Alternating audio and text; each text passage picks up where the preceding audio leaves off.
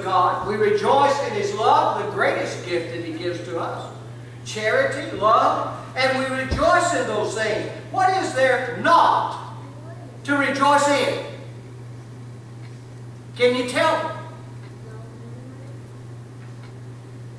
Even Paul, with the affliction that he asked God 3 times to remove, found that God said, and he came out and worded these words, "My grace is sufficient for thee." So even in the weaknesses and the trials and the difficulties, the greatness of our God, it gives us reason to rejoice. Doesn't it? And then the next thing, and the last two, is what we find as we read the next little clause. "And in thy righteousness shall they be exalted." I need to go back one.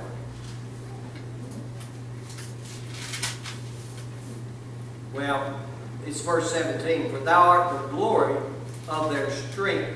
So I think I did one and then went back and got the other one the way I did it. And the strength, strong.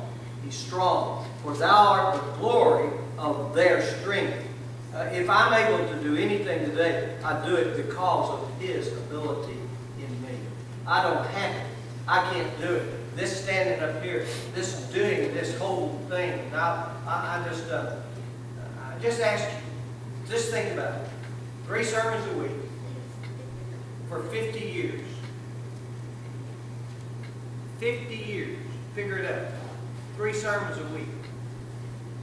Every week. You're talking about a lot of stuff.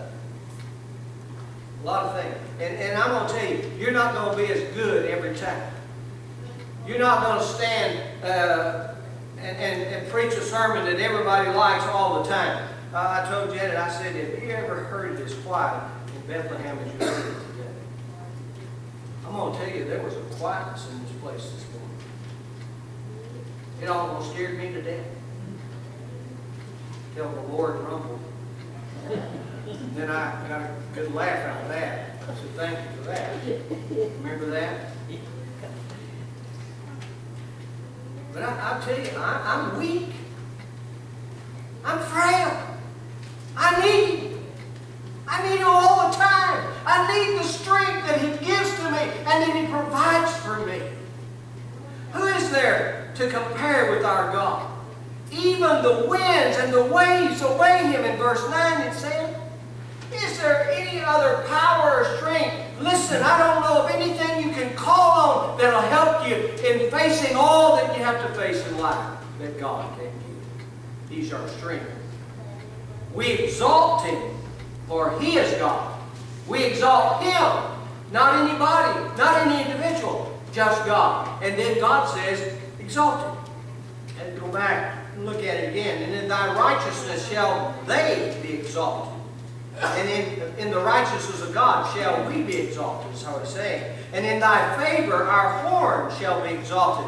As we lift Him up, and we lift our Lord up as the Almighty, then He will exalt us by imputing us with His righteousness. You see, we're not just that sinful creature anymore. We have been washed in the blood, and when God looks at us and He sees the righteousness of His Son imputed into us because we believe in the grace gift, Jesus. Well, then we're exalted because of that. We don't have an exaltation ourselves, but He exalts us because of what He does for us.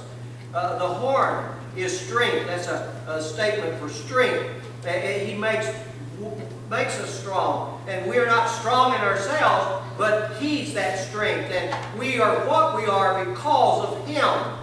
And one last statement. As He was with David. And I think that's what you see in verses 18 through 26. And he talks about how He was with David. As He was with David, which was one of His children. One that was obedient in part of their life. One that was disobedient part of his life. One that did some things that were good to please God, and one that did some things that hurt the heart of God. Yet God, it will exalt him because God has forgiven him as he's forgiven. As he was with David, so shall he be with us. As he was with David, so shall he be. Praise that God gives to his church, to his people. That's the church, people. People who are born again, people who are believers, and we are blessed people. Blessed is the people that know the joyful sound. And what is that joyful sound? Jesus saves. Jesus saves. There is no other joyful sound like that. Jesus saves. May God bless his word tonight. As we prepare to go into the business part, I'm going to ask Brother Wiggins, if you will, to lead us in prayer.